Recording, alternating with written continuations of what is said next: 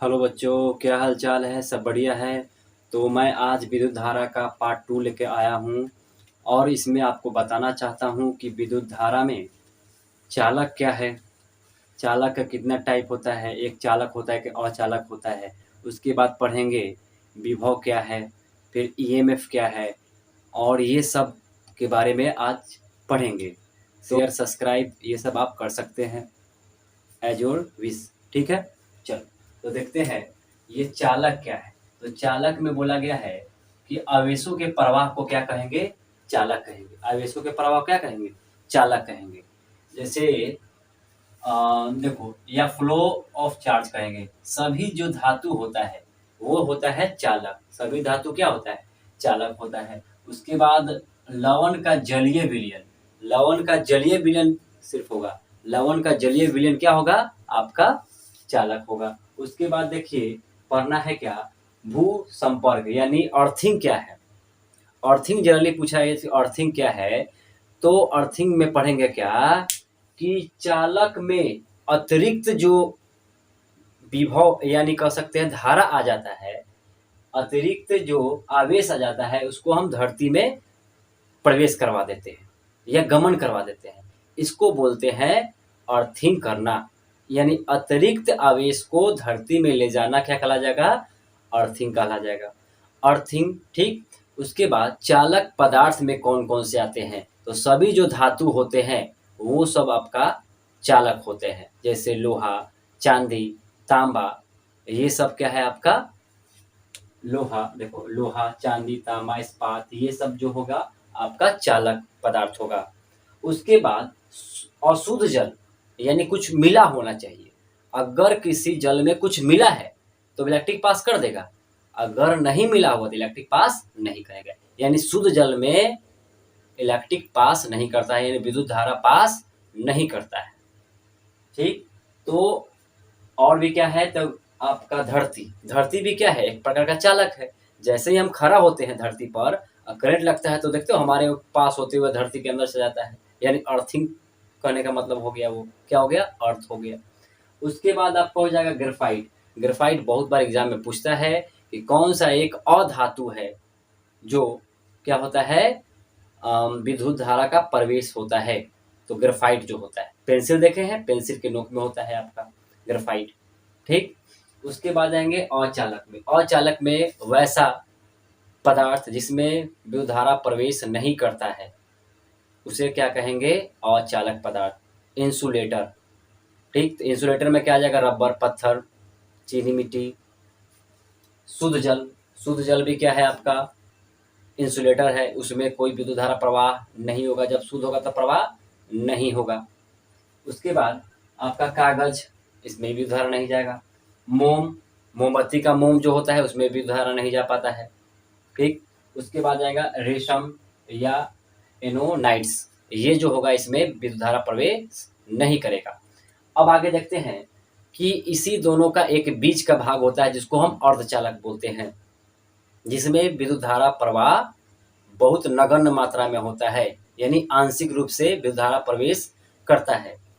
यानी विद्युत धारा जो होता है बहुत कम मात्रा में गमन करता है, उसे क्या कहेंगे? अर्धचालक कहेंगे। इसका सबसे अच्छा एग्जाम्पल है सिलिकॉन। देखेंगे मोबाइल के पीछे आपको सिम में उसमें पीला टाइप का जो होता है वो सिलिकॉन है। सिलिकॉन वैली सुने होंगे, एक शहर है बेंगलोर का, सिलिकॉन वैली। तो वो आपको अच्छा एग्जाम्पल है। ज़्यादातर इलेक्ट्रॉनिक जो सिलिकॉन होता है या टेलीविज़न में देखते हैं आज छोटा हो चुका है, किस कारण से? सिलिकॉन के कारण से। ये इलेक्ट्रॉन को कंट्रोल करने का काम करता है मेनली। पहले टेलीविज़न में आता था बैकअप ट्यूब, वो इलेक्ट्रॉन को कंट्रोल करता था।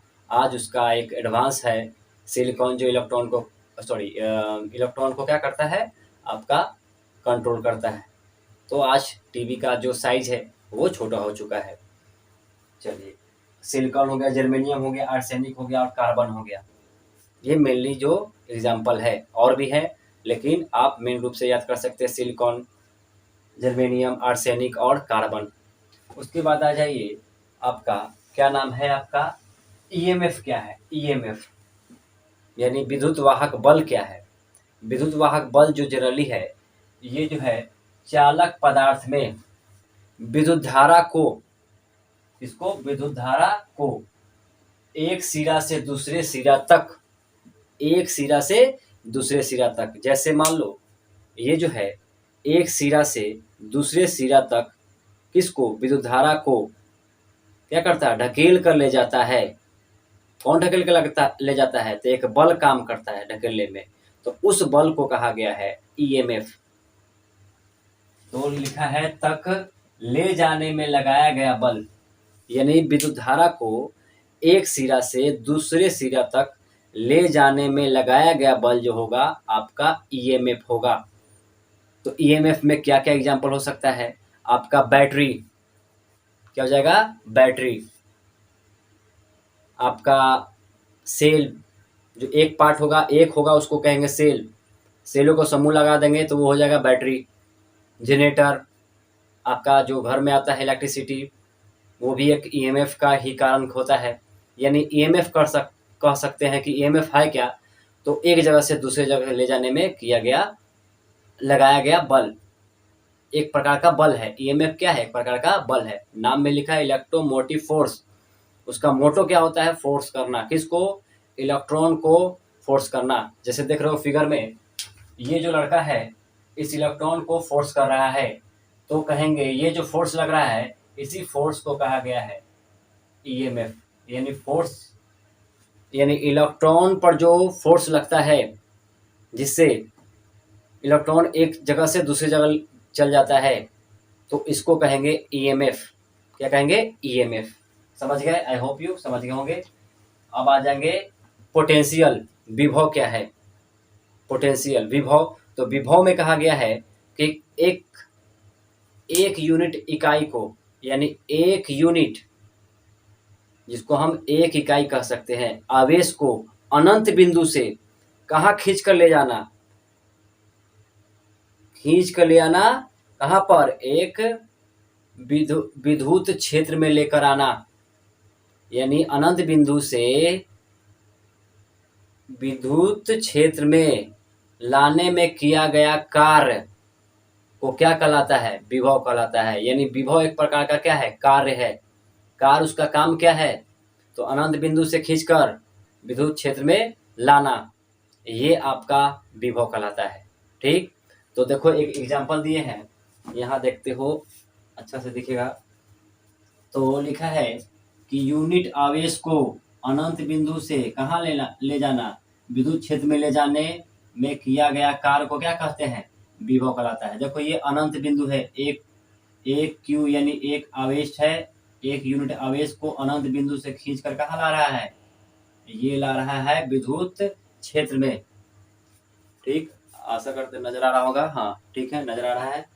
तो इसको क्या कहेंगे, विभव। यानी विभव बराबर क्या होगा, कार्य बट्टा आवेश, यानी W/Q। ठीक, यानी विभव बराबर क्या हो जाएगा, W/V। विभव को किससे दिखाते हैं, V से, तो V बराबर W/Q। V बराबर क्या हो जाएगा, W/Q। इसका एसआई मात्रक, यानी मात्रक इसका क्या हो सकता है, इसका मात्रा होगा, वर्क का मात्रा क्या होता है, जूल। ठीक, आवेश का मात्रा क्या होता है, कूलम, यानी जूल पर कूलम, इसका मात्रक हो जाएगा। ठीक, तो आज के लिए इतना ही, फिर ऐसे ऐसे छोटे छोटे वीडियो आते रहेंगे। आशा करता है आज आपको समझ में आया होगा। ठीक है, तो आप लाइक शेयर सब्सक्राइब करते रहें और हमें सपोर्ट करें इस तरह के वीडियो बनाने के लिए। धीरे धीरे आपको वीडियो क्वालिटी बढ़ती रहेगी, आप जैसे जैसे सपोर्ट करते रहेंगे।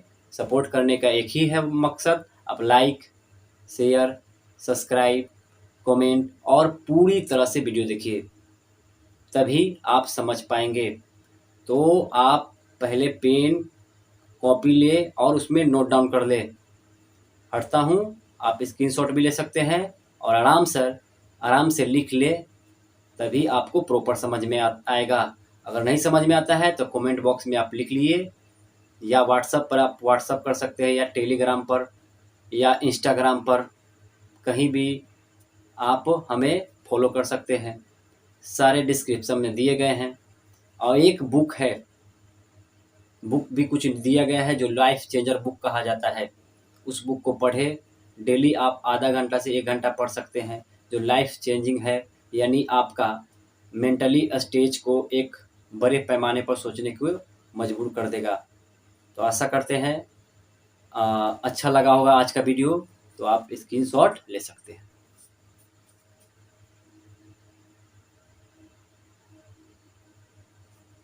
तो आज के लिए जय हिंद, जय भारत।